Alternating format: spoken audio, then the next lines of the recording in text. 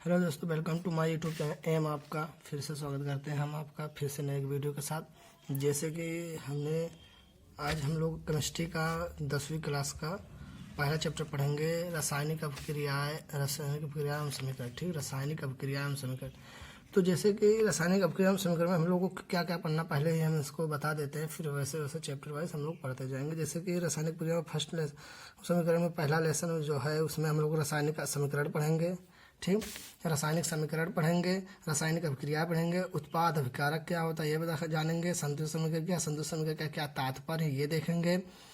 ठीक, फिर जो अभिक्रिया होते हैं उसमें कितने प्रकार के होते हैं, विस्थापन, परस्तीय स्थापन या फिर संयोजन वियोजन, ये सारे अवक्षेपण सब हम लोग इसी वीडियो में देखेंगे। ठीक, तो वीडियो को बिना समय गवाए हम लोग वीडियो को शुरू करते हैं। जैसे कि पहला नंबर हम देखेंगे रासायनिक अभिक्रियाएं और समीकरण। तो पहला नंबर हम देखेंगे रासायनिक अभिक्रियाएं क्या होता है। ठीक, क्या रासायनिक अभिक्रियाएं क्या होता है, क्या होता है। ठीक, तो बहुत सिंपल है। देखिए, जब दो या दो से अधिक तत्व, ठीक, जब दो या दो से अधिक तत्व आप क्रिया करते हैं, आपस में क्रिया करते हैं, जैसे कि ले लीजिए वो ले लीजिए हाइड्रोजन ले लीजिए, ठीक, प्लस ऑक्सीजन ले लीजिए, ठीक,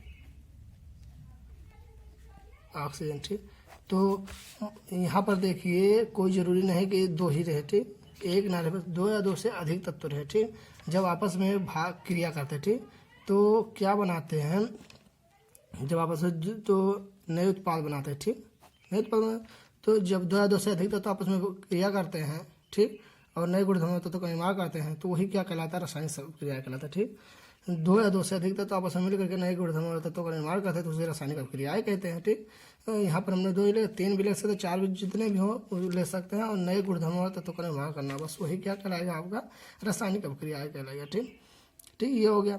अब रासायनिक अभिक्रिया हम लोग जान गए। अब ये देखिए, रासायनिक अभिक्रियाएं जो होते हैं आपके, ये तीन प्रकार, ये जो होते हैं रासायनिक अभिक्रिया दो प्रकार के होते हैं। ठीक, नंबर पहला होता है वियोजन और नंबर दूसरा होता है संयोजन। ठीक, तो ये हम लोग बाद में देखेंगे। पहले नंबर हम लोग रासायनिक अभिक्रिया देखेंगे। तो रासायनिक अभिक्रिया में जैसे कि इधर ये दो पार्टों में रहता है। ठीक, ये दो पार्टों में रहता है, इसको हम लोग कहते हैं अभिकारक कहते हैं। ठीक, इसे हम लोग अभिकारक कहते हैं और इसे हम लोग उत्पाद कहते हैं। ठीक, तब अब अभिकारक उत्पाद का क्या डिफिनेशन बनता है। ठीक, रासायनिक अभिक्रिया में भाग लेने वाले तत्वों को, जो रासायनिक अभिक्रिया में भाग लेते हैं तत्व यौगिक, ठीक, तो जो रासायनिक अभिक्रिया में भाग लेते हैं उसी को हम लोग अभिकारक कहते हैं। तो सिंपल डिफिनेशन इसका ये है, रासायनिक अभिक्रिया में भाग लेने तत्व को हम लोग क्या कहते हैं, अभिकारक कहते हैं। और रासायनिक अभिक्रिया द्वारा उत्पन्न नए गुणधर्म वाले पदार्थों को, जो नए गुणधर्म वाले पदार्थ है, जैसे जल बनाना, तो ये उत्पाद हो जाएगा। ठीक, प्रोडक्ट हो जाएगा। जो नए गुणधर्म वाले तत्व का निर्माण होता है उसी को हम लोग क्या बोलते हैं, उसी को हम लोग उत्पाद कहते हैं। ठीक, तो ये हो गया।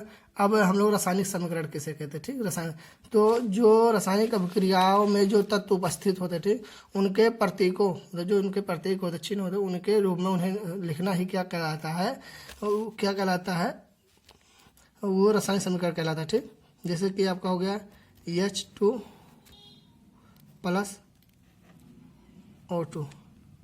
ठीक, क्या हो जाएगा H2O।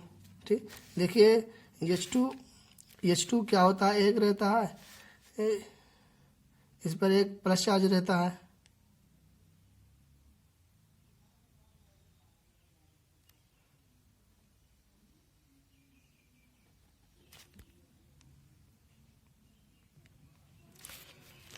ये यहाँ पर ऐसे रहता है। और ऑक्सीजन जो रहता है आपका, ऑक्सीजन जो रहता है उस पर प्लस दो रहता है। ठीक, दो रहता, तो जब ये बनाएंगे हम लोग तो ये हो जाएगा H2 हो जाएगा, क्योंकि ये इधर वाला इसका आयन इधर आ जाता है, इसका आयन इधर चला जाता है। ठीक, तो ये हो जाएगा।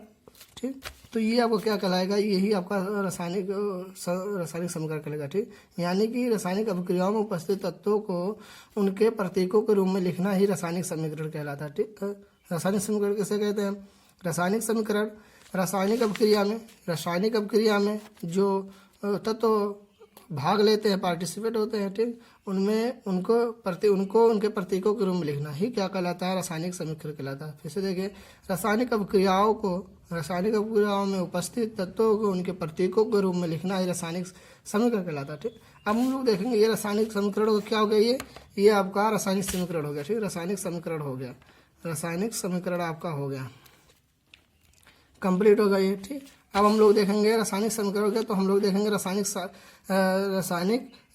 जो रासायनिक समीकरण होता है उसको संतुलित करेंगे, कैसे किस प्रकार संतुलित होता है, और संतुलित करने के साथ संतुलित करने का क्या तात्पर्य होता है, ठीक, ये देखेंगे हम लोग।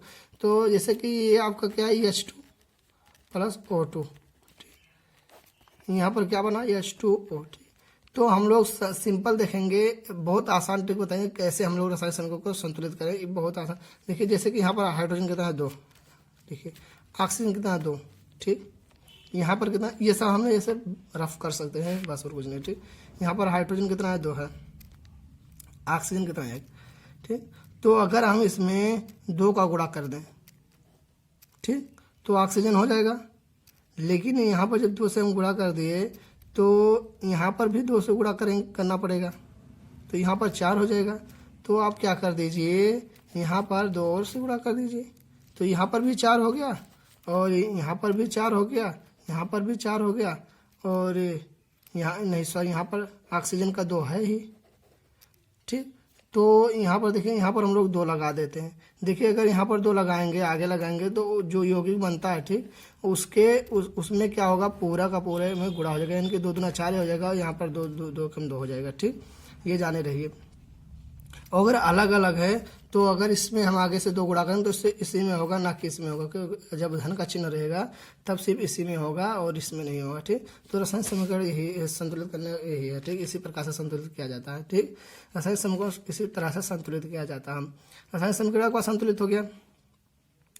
अब देखेंगे हम लोग इसका क्या तात्पर्य, ठीक। तो रासायनिक समीकरण का संतुलित करते हैं, इसका यही तात्पर्य है कि जो उत्पाद रासायनिक अभिक्रिया में उपस्थित जो अभिकारक है, ठीक, अभिकारकों में जो तत्व है उनके परमाणु की संख्या, ठीक, और जो उत्पाद होते हैं उनमें परमाणु की संख्या बराबर करना ही होता है। मेन उद्देश्य क्या होता है, इनके परमाणु की संख्या तथा अभिकारकों तथा उत्पादों के परमाणु की संख्या को बराबर करना होता है, ठीक है। यदि बराबर है तब आपका क्या होगा, समीकरण संतुलित होगा, नहीं बराबर है तो समीकरण संतुलित नहीं होगा, ठीक। तो क्या है इसका तात्पर्य कि अभिकारक में जो तत्व उपस्थित होते हैं, अभिकारकों में जो तत्व उपस्थित होते हैं उसके परमाणु की संख्या तथा उत्पादों में जो तत्व उपस्थित होते हैं, ठीक, उसके परमाणु की संख्या को बराबर करना होगा। देखिए यहाँ पर हम लोगों ने 4 हाइड्रोजन हो गया, 2 ऑक्सीजन, 4 हाइड्रोजन, 2 ऑक्सीजन, तो ये संतुलित हो गया, ठीक। अब जैसे कि हम लोग रासायनिक अभिक्रिया देख रहे हैं, तो रासायनिक अभिक्रियाओं के जो प्रकार होते हैं, ठीक, कितने प्रकार के होते हैं, 2-3 जो होते हैं वो हम लोग अगले वीडियो में पढ़ेंगे, क्योंकि वीडियो ज़्यादा लंबा हो जाएगा तो आप बोर महसूस करेंगे, इसीलिए बोरिंग महसूस करेंगे, इसीलिए आपको अगले वीडियो हम लोग मिलते हैं, ठीक। Thank you.